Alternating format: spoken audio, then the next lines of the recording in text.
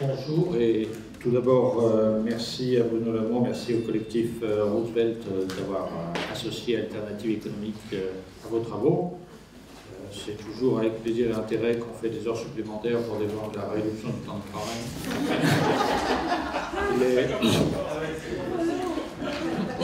Et donc, comme ça a été signalé, effectivement, nous avions été à l'origine, il y a un an, d'un appel à essayer de remettre la réduction du temps de travail dans le débat public avec des personnalités très diverses d'un peu tous les camps politiques, tous les camps syndicaux, tous les camps associatifs qui avaient bien voulu nous accompagner là-dessus.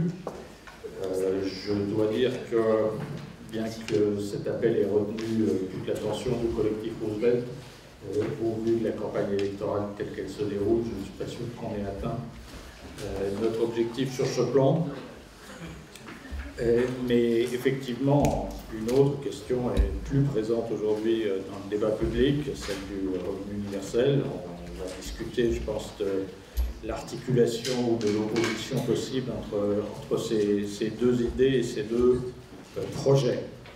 Mais donc, on va commencer tout de suite, effectivement. Alors, Jean-Marie Pervoz, au niveau du collectif, vous êtes un des promoteurs les plus importants de cette idée. Donc, est-ce qu'on a échoué là-dessus? Est-ce qu'il faut relancer? Comment est-ce qu'on peut relancer la machine? Est-ce que c'est une idée qui n'est plus à la mode et auquel il faut renoncer au profit éventuellement d'autres idées comme le revenu universel?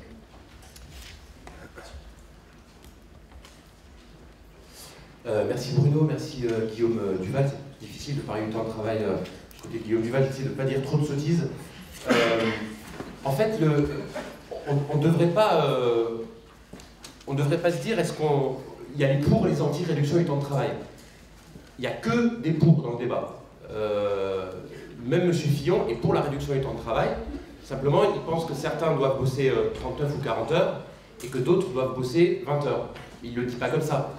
Mais de toute façon, c'est très difficile d'être contre la réduction du temps de travail, tant le mouvement est quasi constant et partagé dans tous les pays.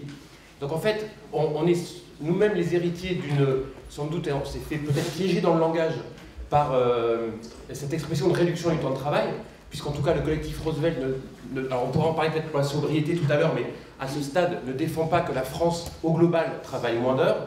C'est porté d'ailleurs par aucun candidat repéré. Donc, en gros, que la France travaille moins, au global, à peu près personne ne le propose. Or, pourtant, qu'est-ce qu'on dit dans le débat, et ça s'est installé comme ça, la réduction du temps de travail.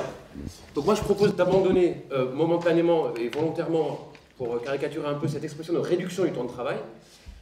La question, c'est qu'il y a deux camps qui veulent le partager différemment.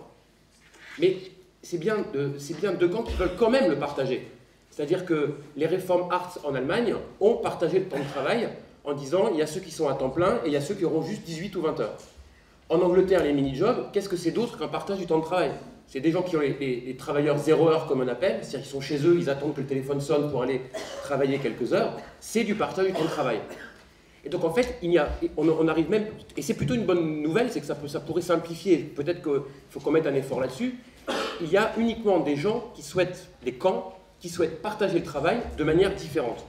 Et ce qui est porté à Roosevelt, c'est qu'on pense qu'il y a mieux à faire sur le plan humain, sur le plan social et sur le plan économique, que de partager le travail en disant certains n'en ont pas du tout, d'autres en ont des miettes, et les autres ont plein pot, voire le burn-out.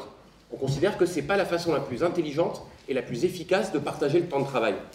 Et donc en fait, là on est en université de printemps, mais pour réattaquer la campagne, mais peut-être que nous-mêmes, il faut qu'on soit extrêmement rigoureux pour ne pas se laisser enfermer dans ces débats-là, parce que sinon ça devient tout de suite très malthusien. C'est en gros, vous voulez qu'on travaille moins, et immédiatement le fameux comment vous voulez qu'on gagne plus en travaillant moins. Et là, ça y est, le cerveau a sauté, on est passé sarkozyste en 2 secondes avec nos propres mots. Donc il faut y faire très attention. Et donc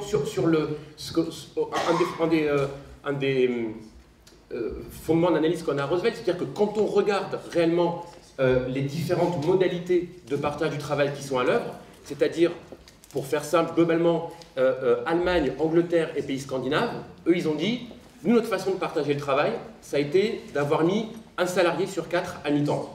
Ça a été le consensus, on va dire, social et politique qui s'est développé. Consensus qui, d'ailleurs, dans certains pays, est aujourd'hui contesté, avec soit des expérimentations, soit des mouvements syndicaux, sociaux et politiques qui disent non, en fait, on l'a essayé, on considère que ça ne marche pas si bien que ça. Et donc, par exemple, en Allemagne, il y a un mouvement pour les 30 heures, il y a toute des formes de réflexion sur ce modèle-là. D'ailleurs, c'est très étonnant, c'est que un pays comme l'Allemagne, par exemple, qui est quasi proche du plein emploi, c'est ce qui est écrit tout le temps, a en fait plus de pauvres que nous, et pas simplement parce qu'ils sont moins bien payés, mais également parce qu'il y en a tellement qui travaillent peu d'heures. Et du coup, au total, quand on regarde, est-ce qu'il y a un pays qui, pour de vrai, un pays de niveau comparable en Europe, qui pour de vrai travaille plus que la France? En fait, non, il n'y en a pas. C'est-à-dire que tout le monde se retrouve avec à peu près la même quantité de travail à distribuer, à répartir dans sa population active. Et du coup, l'autre mirage dont il faut qu'on se méfie, incroyablement, comme ça en introduction, c'est le plein emploi. C'est-à-dire que dans le débat présidentiel, celui à la télé, mais également dans les interventions de différents candidats, on entend, mais enfin quand même, la France n'est pas si bien que ça, puisque d'autres pays sont au plein emploi. Alors la France n'est effectivement pas si bien que ça, puisqu'on est à un record de nombre de personnes inscrites à Pôle emploi. La baisse concerne légèrement la catégorie A, mais au total, le chiffre de 6,6 millions est bien un chiffre record. Donc, ça ne va pas très bien en France, et on aurait tort de se faire magnétiser par le simple chiffre du chômage chez nos voisins, puisqu'en fait, à côté, ce chiffre ne dit absolument rien de ce quart de la population active au travail qui est à mi-temps. Et donc aujourd'hui, il semble qu'il n'y ait plus que deux voies, enfin, en tout cas deux voies qui sont à l'œuvre. Une version française, belge, finlandaise, qui est de dire, nous, dans notre culture, on privilégie le temps plein. Donc en gros, les temps partiels s'arrêtent à peu près 1 personne sur 6 à temps partiel, ça ne va pas au-delà. L'Italie aussi, on pourrait mettre dedans. Et puis des pays qui ont dit non, non, on force le temps partiel et on passe à 1 personne sur 4 à temps partiel. Et donc finalement, nous qui sommes apôtres, on va dire, de la baisse du temps de travail pour les temps pleins, on se retrouve à dire non, non, mais 1 personne sur 4 à mi-temps, c'est pas assez. Et c'est pour ça qu'il faut faire très attention quand on dit réduction du temps de travail, on se projette immédiatement sur les temps pleins. Mais c'est pas ça qu'on a apporté. On ne veut pas réduire le temps de travail des temps partiels. On ne veut pas réduire le temps de travail des chômeurs qui, eux, il faudrait juste avoir quelques heures.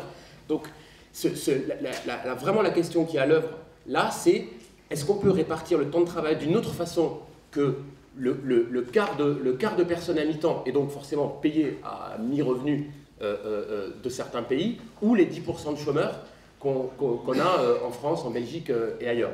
Et on pense qu'il y a une troisième voie qui est de dire baissons la quotité, le temps des temps pleins pour qu'on puisse aller vers plus de personnes à temps plein avec un revenu décent. Et on explore des modalités, il nous semble que c'est tout à fait faisable. C'est d'ailleurs absolument pas utopique, puisque c'est quelque chose qui s'est fait. On y revient tout à l'heure, le revenu de base est quelque chose qui a une forme d'utopie, ça serait absolument nouveau. Dans le partage du temps de travail, dans la baisse du temps des temps pleins, il n'y a rien d'incroyablement nouveau. Ça a été fait, mais un nombre de fois incalculable depuis 1900.